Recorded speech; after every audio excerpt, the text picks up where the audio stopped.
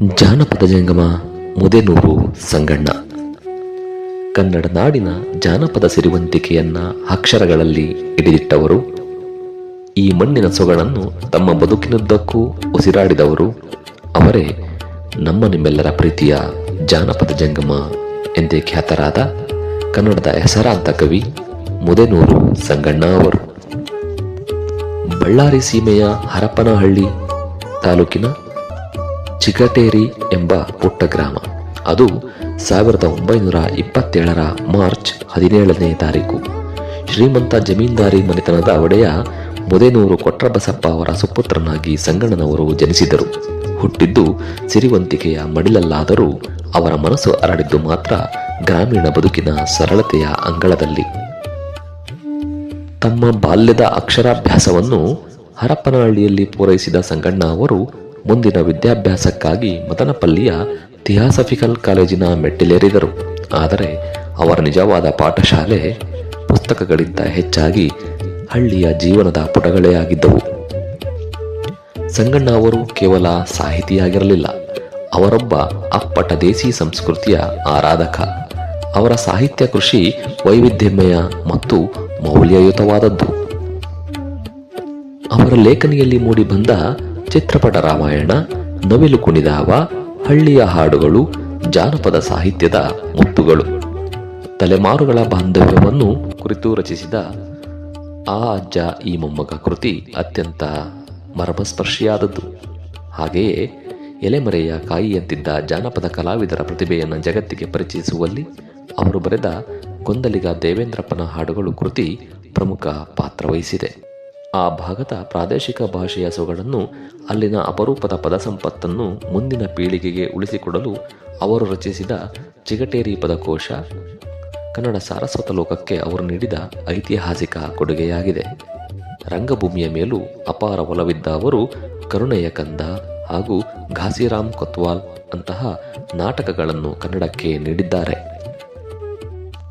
ಕನ್ನಡ ನಾಡು ನುಡಿಗೆ ಅವರು ಸಲ್ಲಿಸಿದ ಅಪ್ರತಿಮ ಸೇವೆಗಾಗಿ ಕನ್ನಡ ನಾಡು ಅವರನ್ನು ಪ್ರೀತಿಯಿಂದ ಗೌರವಿಸಿದೆ. ಹಂಪಿ ವಿಶ್ವವಿದ್ಯಾಲಯವು ಇವರಿಗೆ ಪ್ರತಿಷ್ಠಿತ ನಾಡೋಜ ಗೌರವವನ್ನು ನೀಡಿ ಸನ್ಮಾನಿಸಿದೆ. ಅಲ್ಲದೆ ಕರ್ನಾಟಕ ಸಾಹಿತ್ಯ ಅಕಾಡೆಮಿ ಗೌರವ ಪ್ರಶಸ್ತಿ, ಕರ್ನಾಟಕ ನಾಟಕ ಅಕಾಡೆಮಿ ಫೆಲೋಶಿಪ್ ಹಾಗೂ ರಾಜ್ಯೋತ್ಸವ ಪ್ರಶಸ್ತಿಗಳು ಇವರ ಮುಕುಟಕ್ಕೆ ಗರಿಗಳಾಗಿ ಸೇರಿವೆ. 2008 ಅಕ್ಟೋಬರ್ 26ರಂದು ಭೌತಿಕವಾಗಿ ನಮ್ಮನ್ನು ಅಗಲಿದರೂ ತಮ್ಮ ಅನೇಕ ಕೃತಿಗಳಲ್ಲಿ, ಅಸಂಖ್ಯಾತ ಜನಪದ ಕೃತಿಗಳಲ್ಲಿ ಮುದೇನೂರು ಸಂಗಣ್ಣ ಅವರು ಇಂದಿಗೂ ಕನ್ನಡಿಗರ ಎದೆಯಲ್ಲಿ ಚಿರಸ್ಥಾಯಿಯಾಗಿ ಉಳಿದಿದ್ದಾರೆ. ಸ್ವಾತಂತ್ರ್ಯ ಪ್ರತಿಯೊಬ್ಬರ ಜನ್ಮಸಿದ್ಧ ಹಕ್ಕು. ಸ್ವಾತಂತ್ರ್ಯವಿಲ್ಲದ ಬದುಕು ನರಕಕ್ಕೆ ಸಮಾನವಾದದ್ದು. ಇದು ಕೇವಲ ಮನುಕುಲಕ್ಕೆ ಮಾತ್ರ ಸೀಮಿತವಾದುದಲ್ಲ, ಪ್ರತಿಯೊಂದು ಪ್ರಾಣಿ ಪಕ್ಷಿಗಳಿಗೂ ಅನ್ವಯವಾಗುತ್ತದೆ. ಪಂಜರದ ಪಕ್ಷಿ ಕೇವಲ ಸಾಂಕೇತಿಕ ರೂಪವಾಗಿದ್ದು, ಇದು ಸ್ವಾತಂತ್ರ್ಯ ವಿಹೀನರ ಬದುಕಿನ ಸಂಕೇತವಾಗಿದೆ. ಕಡಲುಗಳ ರಾಣಿ ಎನಿಸಿದ ಇಂಗ್ಲೆಂಡ್ ಭಾರತಕ್ಕೆ ವ್ಯಾಪಾರಕ್ಕಾಗಿ ಆಗಮಿಸಿ ನಮ್ಮ ದೇಶವನ್ನು ತಮ್ಮ ವಶಕ್ಕೆ ಪಡೆದು ಭಾರತೀಯರನ್ನು ಪಂಜರದ ಹಕ್ಕಿಯನ್ನಾಗಿಸಿ ಸ್ವಾತಂತ್ರ್ಯಹೀನರನ್ನಾಗಿಸಿದ್ದು ಒಂದು ಇತಿಹಾಸ. ಆನಂತರ ಭಾರತೀಯರು ಬ್ರಿಟಿಷರನ್ನು ತೊಲಗಿಸಲು ನಡೆಸಿದ ಸ್ವಾತಂತ್ರ್ಯ ಸಂಗ್ರಾಮವನ್ನು ಕವಿ ಪ್ರಾಕೃತಿಕ ಸನ್ನಿವೇಶಗಳೊಂದಿಗೆ ಸಮೀಕರಿಸಿ ನೋಡುವ ಪ್ರಯತ್ನ ಅಮೋಘವಾದುದು.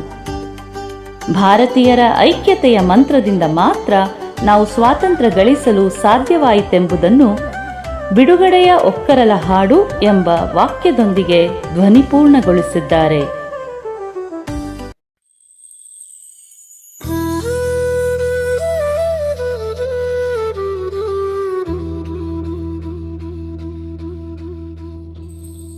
ಹಂಗಿನರ ಮನೆಯ ಮುಳ್ಳಿನಿ ಪಂಜರದಲ್ಲಿ ರೆಕ್ಕೆಗಳ ಬಿಗಿ ಹಿಡಿದು ನರಳುತ್ತಿದೆ ಹಕ್ಕಿ. ಕದ ಮುರಿದು ಹೊರಬಂದು ಬಾನಾಡಿಯಾಗುತ್ತ ವಿಹರಿಸಲಿ ಹರ್ಷಿಸಲಿ ಹಿಗ್ಗಿನೊಳು ಸೊಕ್ಕಿ.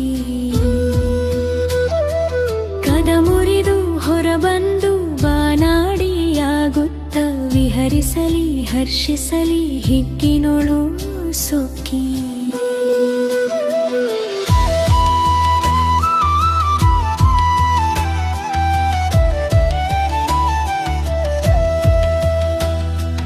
ಬಡುಗಟ್ಟಿ ನಿಲ್ಲಿಸಿದ ನೀರು ತಾ ಕೊಳೆಗೊಂಡು ಚಡಪಡಿಸುತ್ತಿದೆ ಮುನ್ನಡೆವ ಹಾದಿ ಹುಡುಕಿ. ಹಸಿದ ನೆಲವನ್ನು ತಣಿಸಿ ಹಸಿರು ವಸನವ ನುಡಿಸಿ ಅಡೆತಡೆಯ ಗೋಡೆಗಳು ಕೆಡಹಲೈ ದುಡುಕಿ. ಸುತ್ತಿಟ್ಟು ಮಗರಾಜ ಹತ್ತಡಿಯ ಹದ್ದಿನೊಳು ಗೊಣಗುತಿಹ ಇನ್ನು ಈ ಬಂಧನ ಸಾಕು. ಕೊಣಗುತಿಹಂಗಿಡಿಯುಗುಳಿ ಪಂಜರಗಳ ನೆತ್ತುತಿಹ ಸೆರೆಯಿಂದ ನಾಜಿಗಿದು ಸದರೇರಬೇಕು. ಸೆರೆಯಿಂದ ನಾಜಿಗಿದು ಸದರೇರಬೇಕು.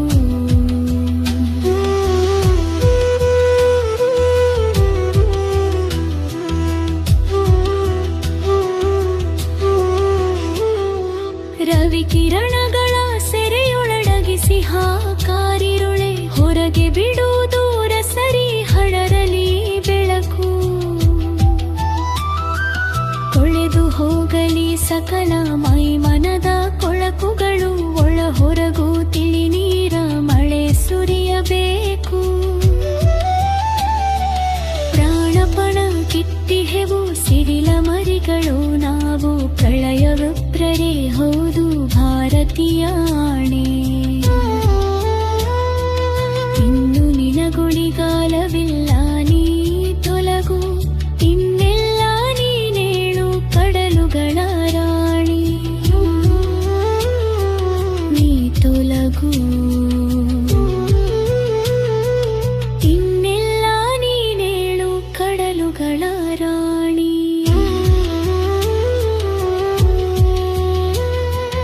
ಜಾತಿ ಮತ ಪಂಥ ಬಲ ಹಟ್ಟುರುಹಿ ಮನುಜ ಮತ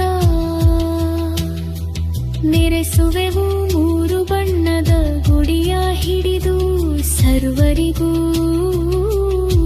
ಸಮನಾವು. ಮನದುಂಬಿ ಗಳೆಯಲ್ಲಿ ಹಾಡಲೆವು ಬಿಡುಗಡೆಯಾವ ಕೊರಲ ಹಾಡು.